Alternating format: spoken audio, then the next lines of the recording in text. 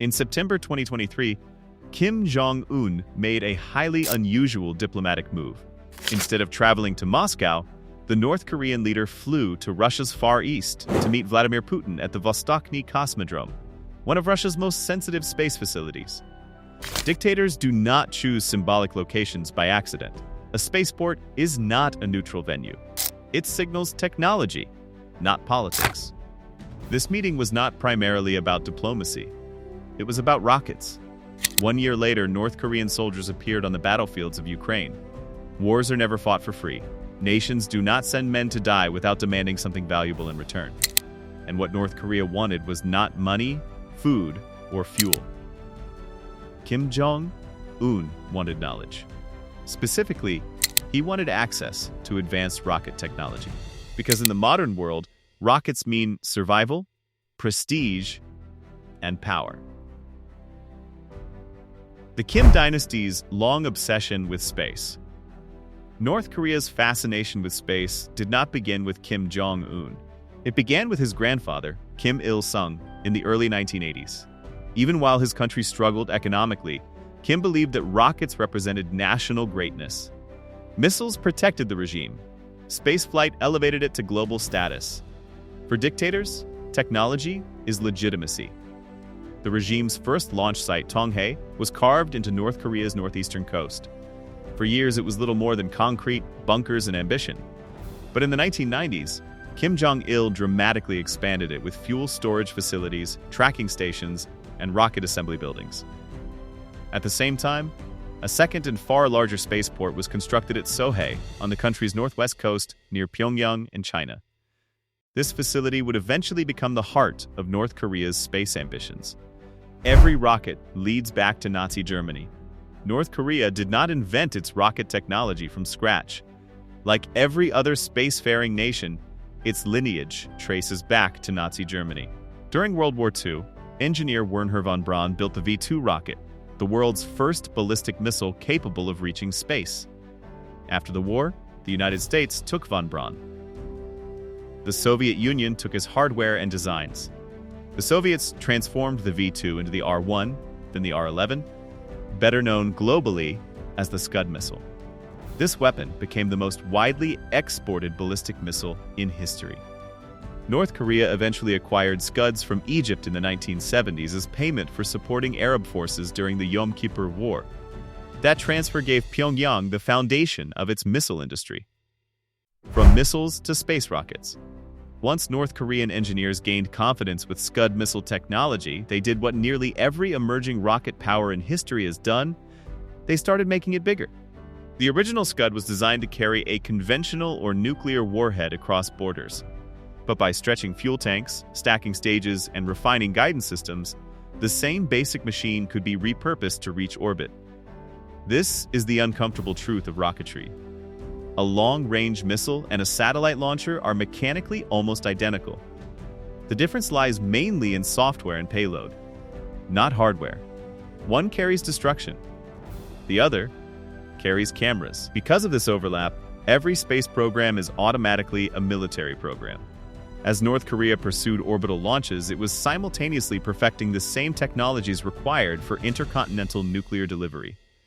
Each satellite test quietly strengthened its missile force. Prestige and deterrence were advancing in parallel. North Korea's early failures in orbit. In August 1998, North Korea attempted to announce itself as a spacefaring nation with the launch of the Taepodong-1 rocket.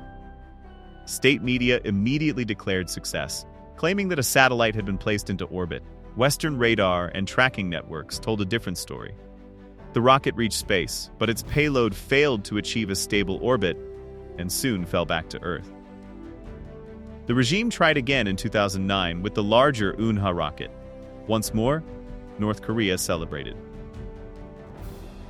Once more, international observers tracked debris splashing into the Pacific Ocean. These launches alarmed the United Nations because the rockets were virtually indistinguishable from long-range nuclear missiles. Under international law, North Korea was not simply testing space vehicles. It was developing strategic weapons under the cover of science. Sanctions followed, deepening the country's isolation and technological barriers. Kim Jong Un pushes harder than ever. When Kim Jong Un inherited power in 2011, he transformed the rocket program from a symbolic project into a personal mission. Unlike his father, he would not tolerate stagnation. Repeated failures were not merely technical setbacks, they were political embarrassments. In December 2012, North Korea finally achieved a breakthrough by placing a satellite into orbit. The satellite itself was unstable and largely ineffective, but the symbolism was enormous. North Korea had proven it could reach space. In 2016, the country went further by deploying a satellite that successfully transmitted imagery back to Earth. This marked the first truly operational space capability in North Korean history. Yet momentum again slowed. Years passed without major progress. The program appeared stuck until Russia re-entered the picture. The spaceport meeting that changed everything. Kim Jong Un's 2023 meeting with Vladimir Putin at Vostochny Cosmodrome sent a clear message. Russia was under heavy sanctions and needed weapons and manpower for the war in Ukraine. North Korea could provide both. But Pyongyang wanted something more valuable than cash. It wanted advanced rocket expertise. 2 months after that meeting, North Korea successfully launched the Cholima-1 rocket and placed a military reconnaissance satellite into orbit. After years of repeated failures, North Korea's reliability suddenly improved. Intelligence agencies took notice. The mystery of the Soviet engines. Cholima-1 was a dramatic departure from earlier designs. Its first-stage engines closely resembled the Soviet Ard-250, a powerful dual-nozzle engine developed in the 1960s. These engines were never publicly exported. Yet North Korea now possessed technology that had been beyond its reach for decades. After 2 partial failures earlier in 2023, the November launch succeeded completely. The timing raised unavoidable questions. Such rapid improvement strongly suggested foreign technical assistance. The sudden leap to modern rocket technology. In May 2024, North Korea revealed an even more advanced rocket using cryogenic liquid oxygen and kerosene, the same fuel combination used by SpaceX and modern Russian launch vehicles.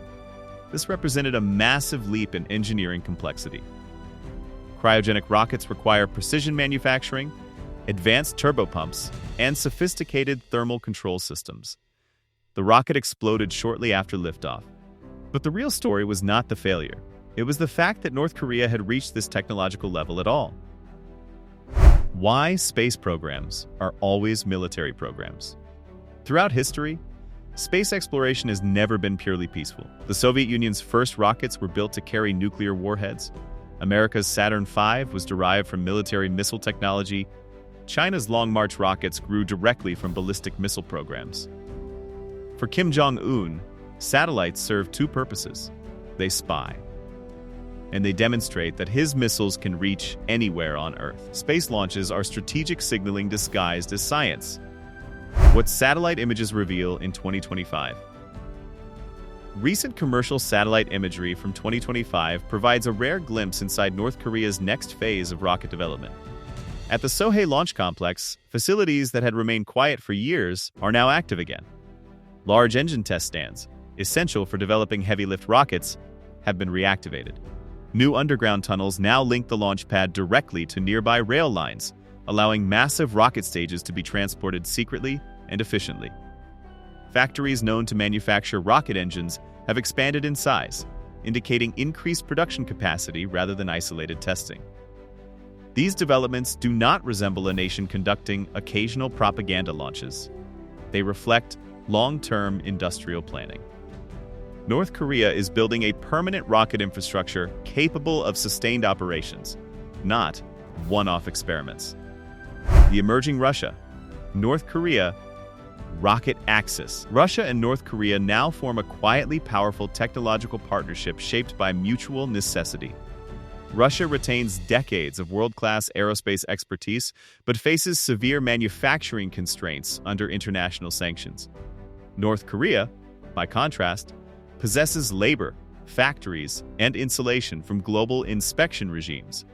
Together, they form a near-perfect exchange system. Moscow gains a steady supply of weapons and manpower for its war effort. Pyongyang gains access to advanced rocket knowledge that it could never acquire openly. This relationship is not ideological. It is transactional. Both regimes strengthen their strategic position against Western influence. In this new axis, technology is the currency, and rockets are the medium of exchange. Rockets are the new currency of power. The meeting at Vostochny was not diplomacy. It was a transaction. North Korea traded soldiers and weapons for the keys to modern rocketry. Russia gained a loyal wartime supplier. Kim gained a technological shortcut. In the 21st century, power is no longer measured only in armies.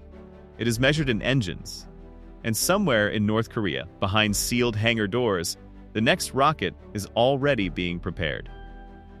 The future of global power is being decided far above our heads, in places most people never see. What happens next in North Korea's space program could reshape world politics for decades to come. If you found this breakdown interesting and want to stay ahead of the biggest hidden stories shaping our world, like and subscribe.